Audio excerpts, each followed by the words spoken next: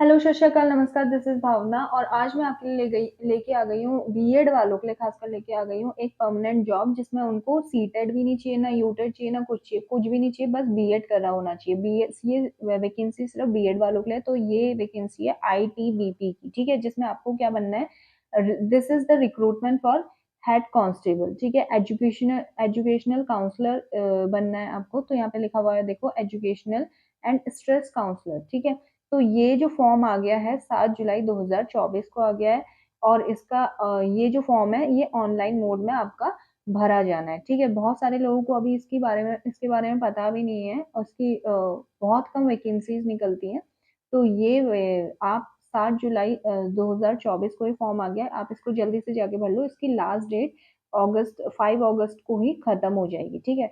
तो आगे जैसा आप लोग देख पा रहे हो ये 7 जुलाई 2024 को स्टार्टिंग डेट है इसकी और 5 अगस्त 2024 को क्लोजिंग डेट है, ठीक है? और इसमें जो है पोस्ट नेम क्या है, आपको मैंने बता दिया था हेड कांस्टेबल और उसके बाद है टोटल वैकेंसीज देखो यहाँ पे 112 है, ठीक है? मेल्स के लिए ज़्यादा है 96 और फीमेल्स के लिए कितनी है ओनली 16, ठीक है? तो और नीचे आपको यहाँ पे क्या दिया हुआ है, इसका लिंक दिया हुआ है। आप इस लिंक में जाकर के क्या कर सकते हो, इसको भर सकते हो। उसके बाद मैं आपसे बात कर लेती हूँ इसके पे स्केल की। दिस इज द 7th पे कमीशन और जिसमें आपकी सैलरी होगी 25,000 से 81,000 तक, ठीक है? इसमें अलाउंसेस भी हैं कुछ, जैसे HRA, transport allowances and all. यहाँ पे आप देख सकते हो जैसे लिखाया गया है ना? उसके बाद यहाँ पे हम बात कर लेते हैं एज लिमिट की। एज लिमिट है इसमें 20 से 25 ईयर्स के स्टूडेंट्स इसमें क्या कर सकते हैं, पार्टिसिपेट कर सकते हैं। एजुकेशन एंड अदर क्वालिफिकेशन इसमें बीएड मांगा है, यहाँ पे लिखा गया है देखो, degree from a recognised university equivalent with the psychology as subject, और नीचे दिया गया degree from the recognised university with bachelor of education, ठीक है? बैचलर ऑफ एजुकेशन आपका बीएड है, ठीक है?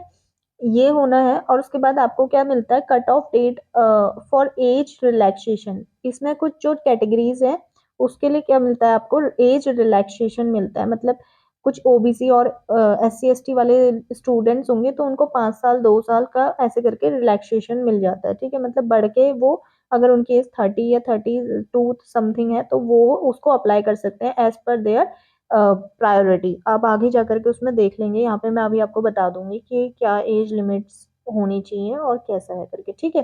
तो आगे चलते हैं हम। ओके, अब हम डिस्कस कर लेते हैं कि एज रिलैक्सेशन कौन से कैटेगरीज को किस किस तरह से मिलता है, ठीक है? तो सबसे पहले है कैटेगरी SC ST, इसको मिलता है 5 ईयर्स का रिलैक्सेशन। फिर ओबीसी को मिलता है 3 ईयर्स का। फिर एक्स सर्विसमैन यहाँ पे इंक्लूडेड है तो उसको मिलता है 3 ईयर्स। फिर एक्स सर्विसमैन 6 ईयर्स, ठीक है? ये आगे इसकी कैटेगरी लिखे हैं ओबीसी NCE वगैरह, है ना? And ex serviceman for SC ST is 8 years, ठीक है? तो इसका मैंने आपको लास्ट में लिंक दे दूंगी, आप वहां पे जाकर के इसका पूरा PDF डाउनलोड करके आप इसमें रीचेक कर सकते हैं कि कौन सी चीज क्या क्राइटेरिया है और कैसे कैसे करके आपको इसको फिल करना है, ठीक है? नेक्स्ट बढ़ते हैं हम आगे।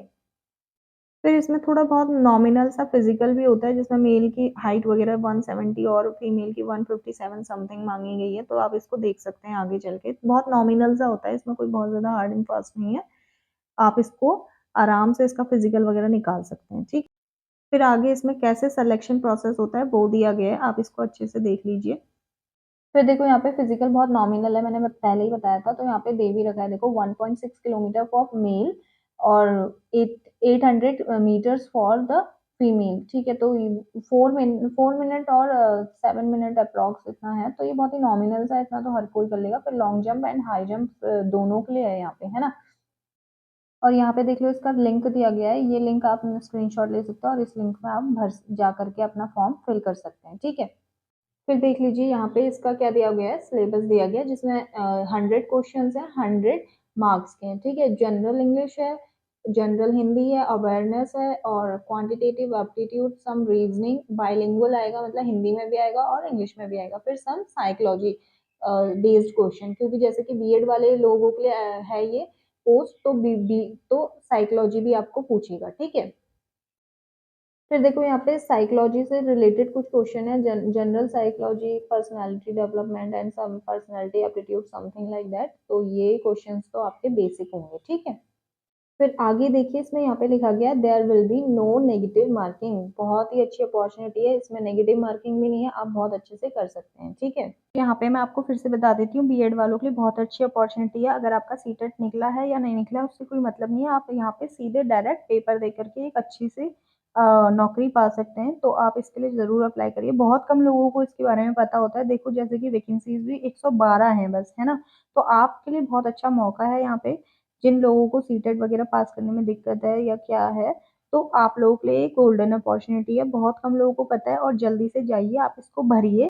इसके ओपनिंग और क्लोजिंग डेट के बीच भी टाइम ड्यूरेशन कम है, तो आप जल्दी से जाइए और इसको भरिए। And thanks for watching this video.